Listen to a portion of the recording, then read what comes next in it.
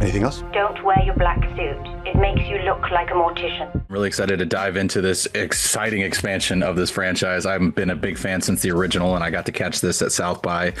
So first and foremost, I know you've talked about the journey to bring this to life. I'd love to hear first, though, you've mentioned in the past that there was once ideas about making it a series instead of a sequel. And I'm curious how much of the ideas that you maybe had kicking around during that time still carried over into the film that we get to see today. Well, that's a great question. No one's asked me that one. So the series was never going to be with Ben. So that was the series that Bill and I have been working on and want to do eventually is really about the setup of the series was Justine and all the kids at Harvard Neuroscience and how that they operate there. The idea for the series is Justine has other accountants out in the world. Christian isn't the only one. So I'd probably bring Ben in for like a cameo here and there, but that's a whole separate world of accountants. We want to build out a whole universe of accountants. So nothing from the TV idea in any way was working its way into this movie. Interesting. Well, I'm glad that you were able to keep the focus on Ben and John in this film because they really do have such a great relationship. And I'd love to hear, was there any one scene in which you were really excited the most to get to explore their relationship? Because, I mean, obviously the saloon scene is a lot of fun, but I also go to the trailer scene when they're on the top sitting there and John's having that really emotional moment. Was there any one scene in particular in which you were really excited to dive in with him?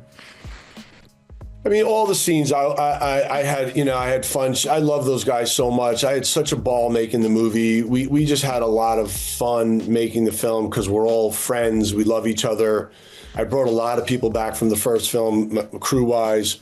We shot in California, so we were able to go home at night and be with our families, most importantly. So it was just a great experience. If I had to point to one scene, it would probably be the scene on the Airstream. I just love the idea of just the quietness of two guys sitting on top of sitting on top of an Airstream. I did discover that you actually can't put two chairs on an Airstream. That didn't work. So that was complicated how to pull that one off. But I just love the idea of them, just the quietness of two brothers sitting there trying to have a conversation and try to fix their issues with each other.